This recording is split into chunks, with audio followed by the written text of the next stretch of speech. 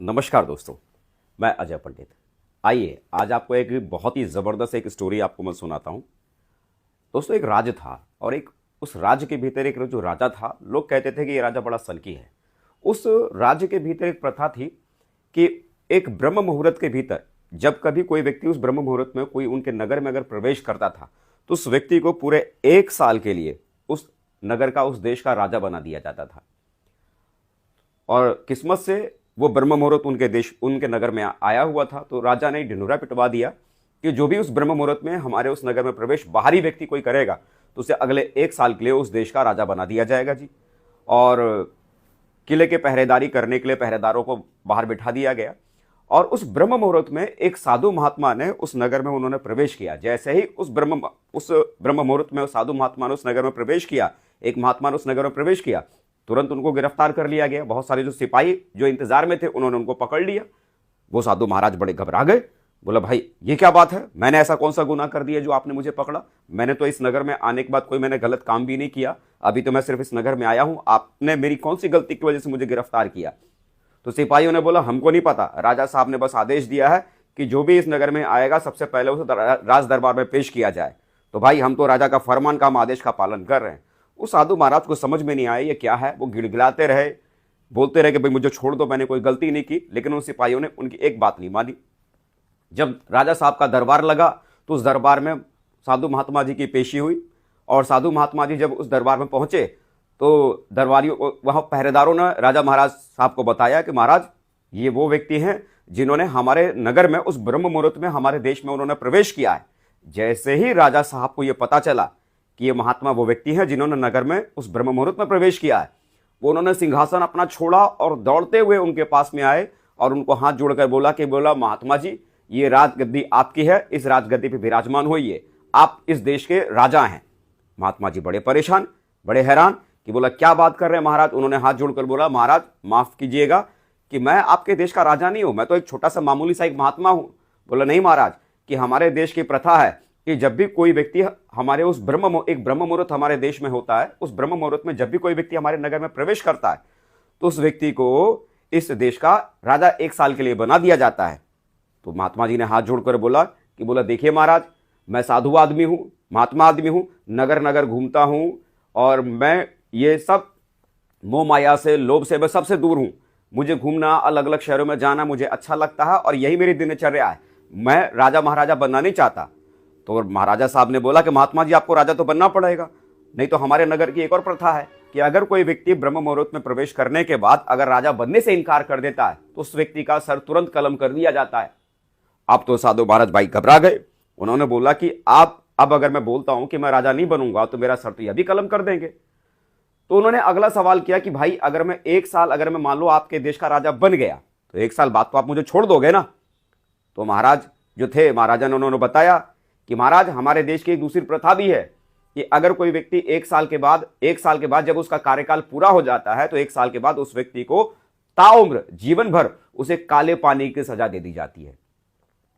काला पानी का मतलब क्या है कि जहां चारों तरफ खाली समंदर ही समंदर हो और बीच में छोटा सा एक टापू हो, उस टापू पर उस व्यक्ति को अकेला छोड़ दिया जाता है ना। चारों तरफ पानी पानी, जहां से वो व्यक्ति बाहर जा भी नहीं सकता, जाएगा तो कहां जाएगा, चारों तरफ पानी है। जैसे ही ये बात साधु महात्मा जी को पता चला वो तो बड़े घबरा गए।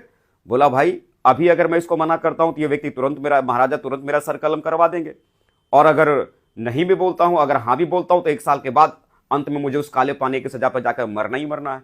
तब उनको लगा कि भाई मरना तो है ही, तो बोला चलो क्यों ना राजा बन के ही मारा जाए। तो सबसे पहले क्या हुआ, उन्होंने बोला, महात्मा जी ने बोला कि चलो ठीक है साहब, अगर आप कहते हो कि आपके देश का, नगर का मुझे राजा बनना पड़ेगा तो ठीक है, मैं आपके देश का राजा बनने के लिए तैयार हूं। जैसे ही महात्मा जी ने ये कहा, एकदम तैयारियां शुरू हो गई उनके लिए, उनको राजा बनाने के लिए। और अगले ही दिन उनके ताजपोशी थी। अगले दिन बड़े ढोल बाजों के साथ, गाजा बाजाओं के साथ, बड़ा ही सांस्कृतिक माहौल में उन्हें उस देश का राजा बनाया गया। जैसे ही महात्मा जी को राजा बनाया गया, उन्होंने सबसे पहले अपने वजीर को उन्होंने बुलाया कि मेरा वजीर कहाँ है। वजीर साहब आए, बोले महाराज प्रणाम। बोला, मैं ही आपका वजीर हूं, आदेश कीजिए क्या है। तो सबसे पहले महात्मा जी ने उनसे पूछा कि पहले मुझे एक बात बताओ कि जो काला पानी वाली, जो सजा वाली जो जगह है वो कहाँ है। तो वजीर ने उन्हें बताया कि महाराज काला पानी वाली जो सजा है, यहाँ से इतने कोस दूर, यहाँ पर घोड़े से पहले जाना पड़ता है, इतना समय, इतने दिन घोड़े पर जाने से लगता है, उसके बाद फिर एक समंदर आता है, समंदर में बड़े बड़े हम जहाज उतारते हैं, जहाज से उस टापू पे जाने में कम से कम 5 दिन का टाइम लगता है। और सारी बातें उन्हें बताई कि इतना टाइम लगता है वहां तक जाने में। तो तुरंत महात्मा जी, जो कि अब राजा बन गए थे, उन्होंने उनको बोला कि देखो ऐसा है वजीर साहब कि वहां जो काले पानी वाली जो सजा है, जो जगह है, मेरा आदेश है कि वहां पर तत्काल एक किला बनाया जाए और बहुत ही खूबसूरत किला बनाया जाए। वहां पर खेती खलिहान, वहां पर अनाज उगाया जाए, वहां पर फल फ्रूट के सारे पेड़ पौधे वहां पर लगाए जाएं।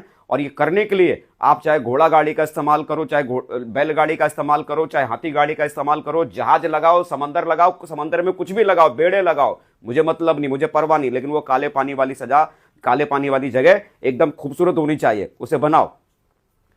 महात्मा जी पूरे 1 साल जो उस नगर में रहे, उन्होंने देश के राजकाज भी संभाले और इसके साथ साथ सबसे ज्यादा ध्यान उन्होंने किस बात के लिए दिया, जो काले पानी वाली जो सजा वाली जगह थी उसका विकास क्या हो रहा है, वहां पर क्या डेवलपमेंट हुए, किला बना या नहीं बना, खेती खलिहान के लिए सारे साधन वहां हुए कि नहीं हुए, फल फ्रूट वाले पेड़ पौधे वहां पर लगाए गए कि नहीं लगाए गए।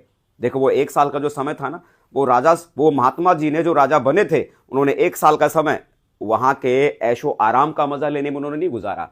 किस में गुजारा? वो काले पानी वाली जगह को एकदम डेवलप वाली सिटी, डेवलप वाली जगह बनाने में उन्होंने पूरा ध्यान उन्होंने लगा दिया।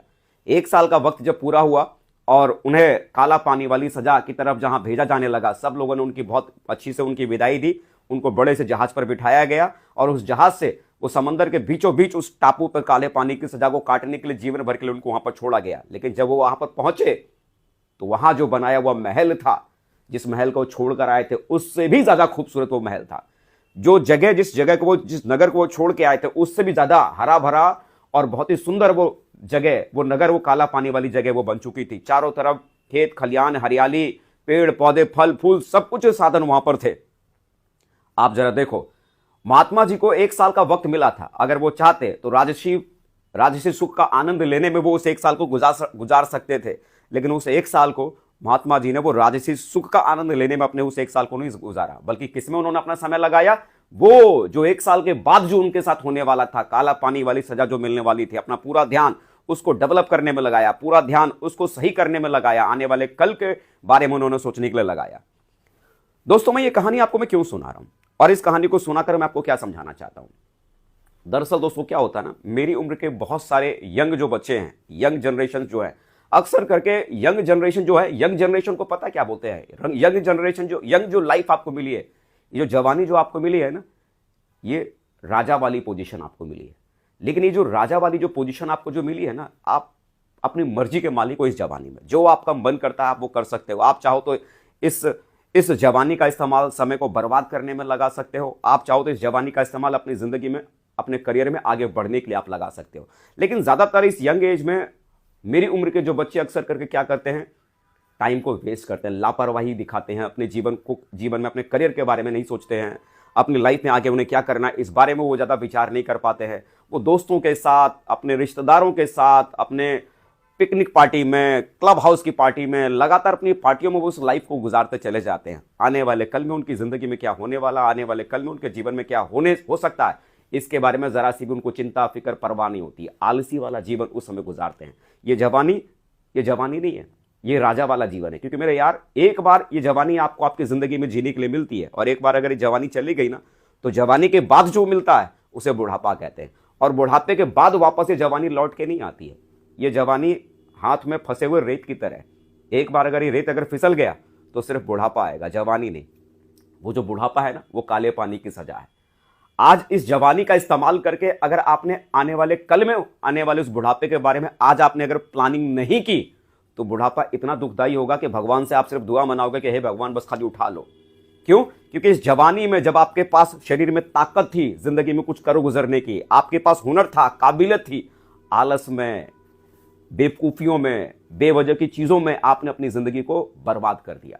मेरे भाई, ये जो लाइफ आपको मिली है ना, इस लाइफ का भरपूर तरीके से इस्तेमाल कीजिए। ये जो जवानी, जो राजा वाला जीवन आपको मिला है ना, इस जिंदगी का इस्तेमाल कीजिए, इस जवानी का भरपूर इस्तेमाल कीजिए, ताकि आने वाले कल में जब बुढ़ापा आपकी जिंदगी में आए तो आपके बुढ़ापे को, जीवन को आपको जीते हुए देखकर लोग बोले यार क्या जीता है, क्या लाइफ इसकी है। और वो जो बनेगा आने वाले कल में, वो काला पानी वाली सजा, जो आपकी सजा नहीं बल्कि आपकी जिंदगी का सबसे खूबसूरत जो मोमेंट बनेगा, सबसे खूबसूरत जो जिंदगी जो बनेगी, वो मेरे भाई आज के लिए हुए डिसीजंस की वजह से बनेगी। तो मेरे यार, लापरवाही में अपनी जिंदगी को मत गवाओ। ऊपर वाले ने ये जवानी आपको दी है, इस जवानी का इस्तेमाल करो। बेवजह क्लब पार्टियों में, बिना पर्पस की लाइफ में, बिना सही सोच की लाइफ में अपनी जिंदगी को खराब मत करो, बल्कि ये सही समय है जहां पर आप अपनी शक्तियों का, अपनी ताकत का, अपने शरीर का इस्तेमाल भरपूर तरीके से कर सकते हैं। क्योंकि एक बार अगर इस शरीर से अगर ताकत निकल गई, एक बार अगर ये शरीर बुढ़ापे की तरफ चला गया, 50 साल 60 साल की एज की तरफ चला गया, तो मेरे यार आप चाहकर भी जिंदगी में कुछ है ना, इस शरीर से कुछ करवा नहीं पाओगे। जीवन मिला है, जवानी में राजा हो, इस राजगद्दी का सही इस्तेमाल करो, इस ताकत का सही इस्तेमाल करो, ताकि बुढ़ापा जबरदस्त जीने की जिंदगी आपके पास में हो। आने वाले कल में अपनी लाइफ को बहुत पर्पसफुल बनाइए, अपनी लाइफ में खूब आगे बढ़िए। मेरी तरफ से बहुत सारी शुभकामनाएं आप सबको। नमस्कार दोस्तों।